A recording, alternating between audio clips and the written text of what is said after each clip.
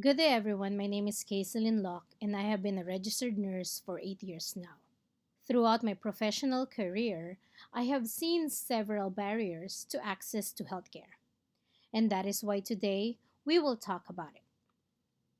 Primary healthcare is defined by the World Health Organization in 2019 as the approach to health and well being of an individual, family, and or community to ensure accessibility to care, promotion, prevention, treatment, and rehabilitation. It is such a great goal to provide primary healthcare to everybody, but because of certain barriers, this goal becomes challenging.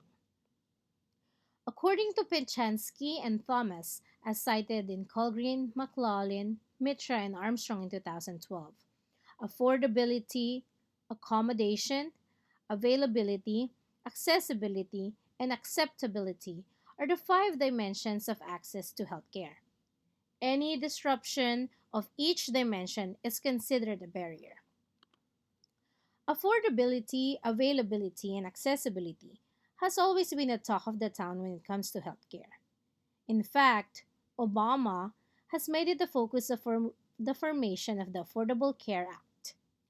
Obama in 2016 stressed out the importance of the legislation as a comprehensive reform designed to improve the accessibility, affordability, and quality of health care. Davis and Bullrich in 2014 discussed the financial barriers to access to care in the US. Within a properly performing healthcare system through Obama's Affordable Care Act, patients receive both affordable and timely care. The challenge now to encourage people to access the available healthcare resources is evident. So, this will focus on a non financial barrier. I have chosen to discuss acceptability as a non financial barrier to access to care in the United States. Acceptability is defined as the relationship between patients' perception and attitude towards healthcare and the actual characteristics of clinicians and healthcare facilities. Acceptability includes current knowledge and expectation of patients that affects their compliance to healthcare. It continues to be an ongoing challenge that can be addressed by appropriate and adequate education of the society.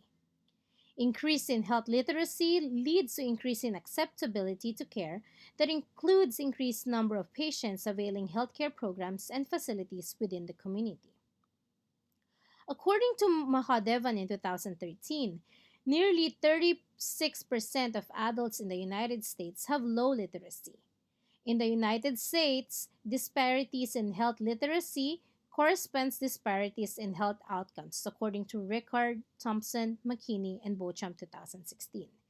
During the past couple of years, the increase in health literacy also increased in better health outcomes. Access to care promotion through health literacy is necessary.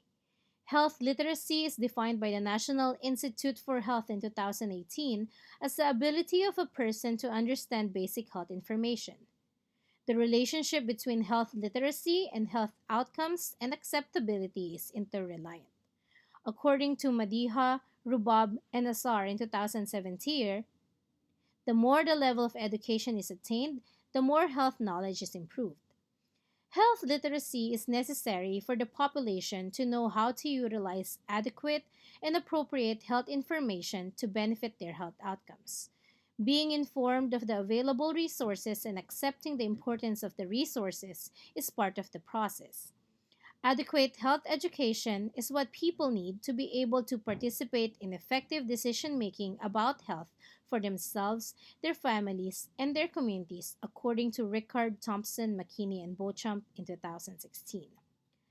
Healthcare workers such as doctors, allied health professionals, healthcare administrators, public health communication experts, community health workers are some of the individuals responsible in promoting health literacy.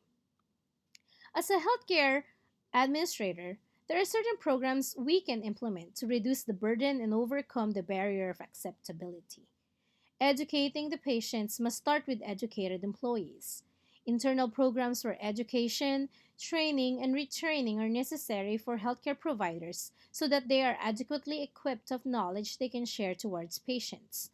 Mentor programs may be put in place not only to educate but also motivate the employees to have a better view of the importance of the compliance of patients to healthcare programs and treatment plan of care.